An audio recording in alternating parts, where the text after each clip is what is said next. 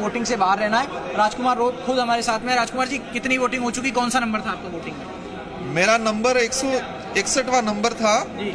और इससे पहले लंबी लाइन लगी थी। पिछली बार भी अनुभव किया राज्यसभा चुनाव का, इस बार भी लाइन यहाँ भी लगी थी, आपको वोट डालने के लिए इंतजार करना पड़ा। लाइन आपके यहाँ भी लगी थी जब आपको मनाने के लिए कांग्रेस के नेता एक कतार में खड़े थे। कौन सी लाइन ज्यादा रोचक और प्रभावी दिख रही थी आपको? रोचक और प्रभावी तो वही लाइन अच्छी थी। वही लाइन ठीक है। उस लाइन का कोई समाधान, कोई ठोस नतीजे आते हुए दिखेंगे? जो आप लोगों को आश्वासन मिला है, पहले भी एक बार आपको कांकर डूंगरी समेत और दूसरे मुद्दों पर आश्वासन मिले, अभी साबला बीडीओ का ट्रांसफर आप हो ही गया। पहले आपके चैनल के माध्यम से मेरे क्षेत्र की जनता को धन्यवाद देना चाहूंगा कि दोनों राष्ट्रीय पार्टियों को साइड में करके हमको चुन के भेजा। इस आधार पे हमने दमदार तरीके से राज्य सरकार के सामने हमारी मांगे रखी है और वो मांगे पूरी होगी तो मेरी विधानसभा को नहीं, पूरे आदिवासी बाहुल्य क्षेत्र को इसका फायदा पहुंचेगा।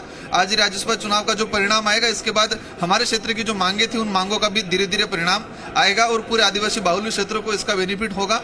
लेकिन कांग्रेस और बीजेपी से दोनों से आपकी नाराजगी इस बात को लेकर थी कि जिला परिषद में जब वोटिंग हुई जिला प्रमुख के लिए, तो कांग्रेस और बीजेपी ने हाथ मिला लिया, समर्थन दे दिया और आप लोगों को वंचित रख दिया वहां से। बिल्कुल, देखो ये देश के इतिहास में मेरी जानकारी के अनुरूप पहली बार हुआ था कि डूंगरपुर में कांग्रेस और बीजेपी दोनों एक हुई थी। कांग्रेस के कैंडिडेटों ने बीजेपी को वोट दिया था। अब उनका जो परिणाम है उनको भुगतना है। क्षेत्र की जनता आने वाले समय में वो परिणाम देगी, ठीक है। और आने वाले विधानसभा चुनाव में उनको भी जो इस घटनाक्रम के अंदर जो मौजूद लोग थे, कांग्रेस के जो लीडर थे, बीजेपी के जो लीडर थे, उनको वो भुगतना है, उनको परिणाम उनको मिलेगा, उनको कर्मों का परिणाम। हमारी जो बात रही, हमारा जो यहाँ पर वोट देने का, वर्तमान सत्ता कांग्रेस की है, कांग्रेस से समर्थित जो व्यक्ति था उनको हमने मत दिया है। वो मत इसलिए दिया है कि हमारे क्षेत्र की जो मांगे वो मांगे इन सरकार से मनवाएंगे और क्षेत्र में कहीं दोनों विधानसभा क्षेत्र में विकास कार्य का भी काम कराएंगे। अगला विधानसभा चुनाव कौन सी पार्टी के टिकट पर लड़ेंगे आप? देखो, हमने एक व्यवस्था बना रखी है कि हमारे उस इलाके में टिकट को महत्वपूर्ण नहीं, लोगों को समझाया कि टिकट महत्वपूर्ण नहीं है, वोट महत्वपूर्ण है। और वोट महत्वपूर्ण है, जो मतदान देगा वही सिलेक्शन करेगा और सिलेक्शन करके अपना उम्मीदवार तय करके अपना वोट देगा।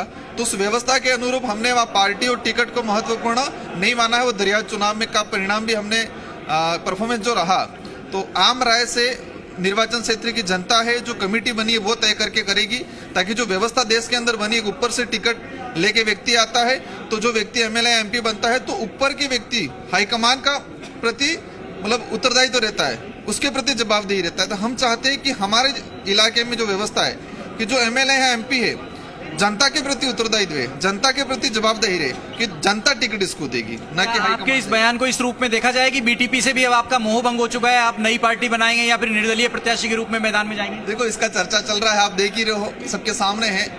मेरा एक ही वापस वही जवाब है कि टिकट और पार्टी महत्वपूर्ण नहीं है, लोकतंत्र में वोट महत्वपूर्ण है, जनता महत्वपूर्ण है और उसकी ताकत हमने दिखाई और आने वाले समय में भी ये दिखाएंगे। क्या इसीलिए बीटीपी की तरफ से जो व्हिप जारी किया गया था उसको आप लोगों ने कुछ वेटेज नहीं दिया? देखो, हालांकि हमारे प्रदेश अध्यक्ष है, बुजुर्ग है, माननीय सम्मानीय है हमारे लिए, उन्होंने अपने हिसाब से, अपने विवेक के हिसाब से क्या सोचा क्या नहीं व्हिप जारी कर दिया। हालांकि अथॉराइट वो नहीं थे, हमारे विधायक दल के नेता अथॉराइट थे और जो प्रदेश अध्यक्ष जो बनाए हैं हम लोगों ने ही तय करके, आदिवासी परिवार जो हमारा जो संगठन है हमने आगे होके उनको प्रदेश अध्यक्ष बनाया है, न कि हाईकमान ने, बीटीपी ने उनको प्रदेश अध्यक्ष बनाया था। हमारे लोगों ने, कमेटी ने चयन करके जो व्यवस्था है उस आधार पे उनको प्रदेश अध्यक्ष बनाया था, हाईकमान ने उनको प्रदेश अध्यक्ष नहीं बनाया था। तो हमारे लोगों ने तय कर दिया था इस बार हमें वोट कहाँ देना है, इस आधार पे हम लोगों ने यहाँ पर वोट देने का काम। आपके वोटर्स के लिए और हमारे दर्शकों के लिए पूछना चाहूंगा, नई पार्टी या फिर निर्दलीय 2023 में वही चीज है कि हमारे क्षेत्र की जनता को ये हम समझा चुके हैं और समझा रहे हैं कि टिकट और पार्टी महत्वपूर्ण नहीं है, लोकतंत्र में वोट महत्वपूर्ण है और वोट की ताकत दिखाई थी, आने वाले समय में भी दिखाएंगे।